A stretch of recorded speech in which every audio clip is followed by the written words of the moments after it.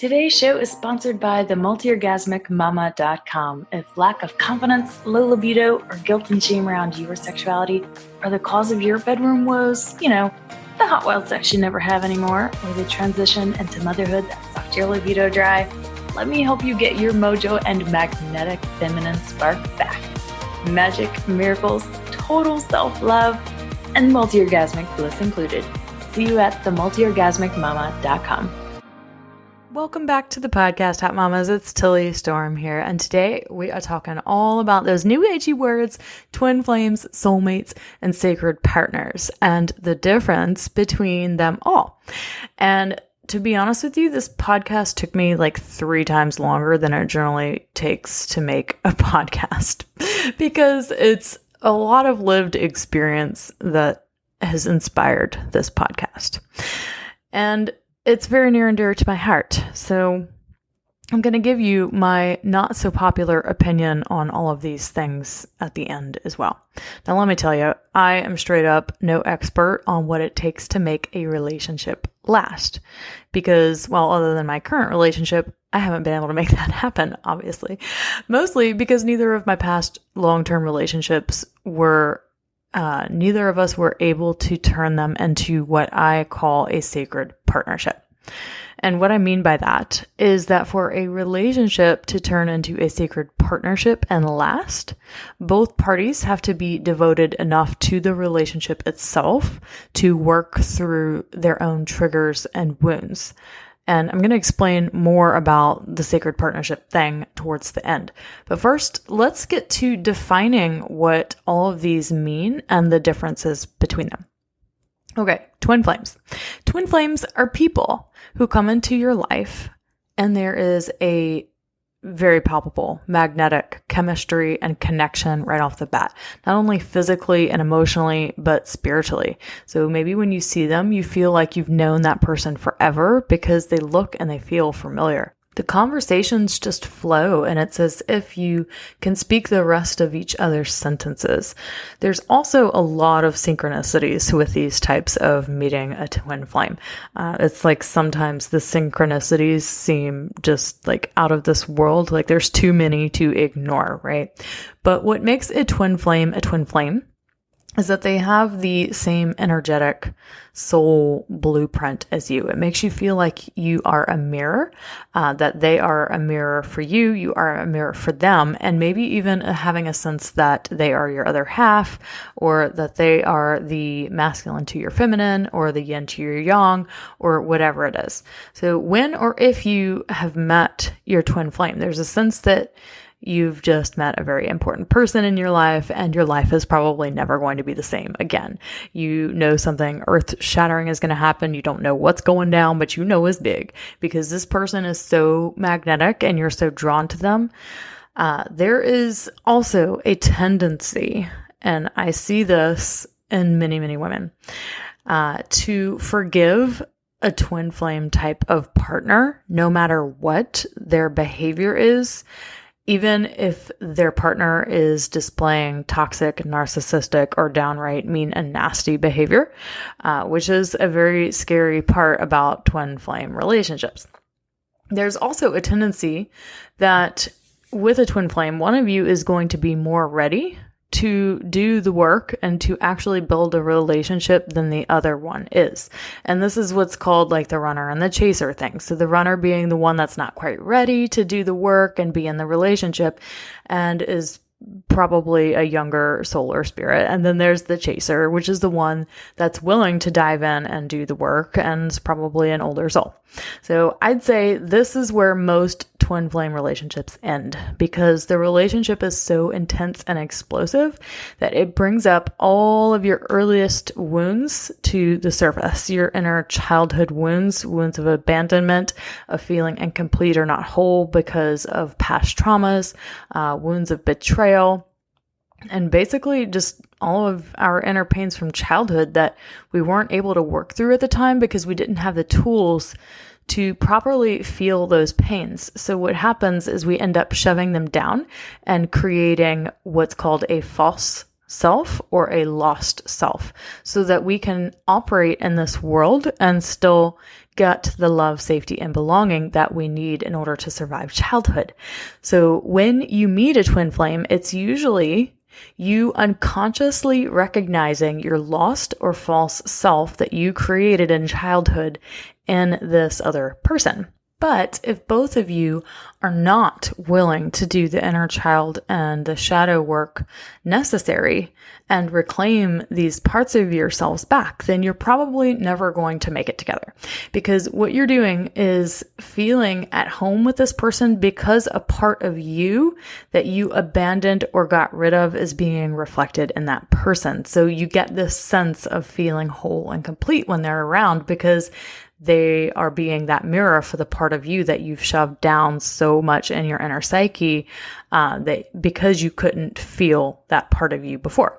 So until you're able to reclaim these parts of you back and to take back your power, you're just projecting your sense of brokenness and completeness onto your twin flame, which is why when you're with them, it makes you feel whole. So what brings twin flames together then is the desire to feel alive and whole in the first place, because when a twin flame enters your life, it's like a mass awakening happens and you all of a sudden feel alive and whole and you're like, you finally come home to yourself because this person is reflecting that part of you that you have shoved down so far into your psyche that you don't feel whole anymore. So this is such an intense experience that most people who meet their twin flame will never end up in a relationship with them because they can't or won't both do the work. However, it's possible that when both twin flames can devote and commit to the relationship and they're willing to do the work, that this sort of relationship can turn into what I call a sacred partnership, which is all about devotion and commitment to the relationship itself and the thing that the two of you can create together that you couldn't create alone. So you can have a twin flame, but never evolve into sacred partners together. Okay, now let's talk about soulmates. Soulmates often have the same sort of sense of having already known each other, but with less intensity and explosion. Not only is it less intense, but soulmates are not always romantic partners. Soulmates can be between a mother and a child, for example. They can be between friends or with other relatives even, or they absolutely can be romantic too. It just depends. So you can have many different soulmates in a lifetime, but only one twin flame. So soulmates are marked by a sense of peace and comfort, unlike the twin flames, which are more intense and explosive. So when you meet a soulmate, you find that you probably have very similar goals and values, and there's no sense of shame in being real and vulnerable with them. Like they can see you at your worst, and you're not gonna feel bad about it. You are secure in their love and attention. You can be your absolute worst and still feel that they support you. So soulmates are going to trigger you, just like twin flames would, except with less intensity. So there's a sense that they're here to also teach you lessons and to also help you heal your wounds, but it's just not so in your face intense all the time. And I think the biggest difference between twin flames and soulmates is that soulmates are just easier to actually form a sacred partnership with because they aren't as intense. So what is a sacred partnership exactly, and what makes someone a sacred partner? To be perfectly honest with you, I am just kind of like so over this new agey romanticizing of twin flames and soulmate relationships. And this is probably my unpopular opinion, but I think people spend so much energy, and trust me, I know, because I met my twin flame when I was 17 and we had a 14-year exchange that nearly drove me to the grave, and I've had 2 soulmates. So I know what being in these sorts of relationships are like. And I'm telling you, neither of them are where it's at. Neither of them are that fun or really work out unless you can turn your twin flame or soulmate into a sacred partnership. So what makes a sacred partnership different than twin flames or soulmates is that entering into romantic sacred partnership, it's a conscious choosing on both ends. You are not trauma bonding. You are not being drawn to this person so much because they reflect a part of you that you've shoved down in your psyche and, you see them and you suddenly feel home again. It's not about that. It's a conscious choice on both ends. So this means both parties are thereby willing and able to rise above their triggers and work them out when they arise, to rise above their wounds and to dive in and do the actual work. So you can't be in a twin flame relationship if one of you is always running and the other is always chasing, unless both consciously choose to work through your triggers and wounds together and reclaim these lost parts of you. And you can't be in a soulmate relationship with someone if the other party isn't willing to do the work and grow and evolve with you, which is why many soulmate partnerships end, which is, well, what happened to me. So I totally understand this one. So one person will say that they outgrew the other and the other person just wasn't willing to go down the path and to do the actual work, which is just, it's a heartbreaking for that to happen because it's totally unnecessary, but at the same time, you can't force or make someone want to do the work.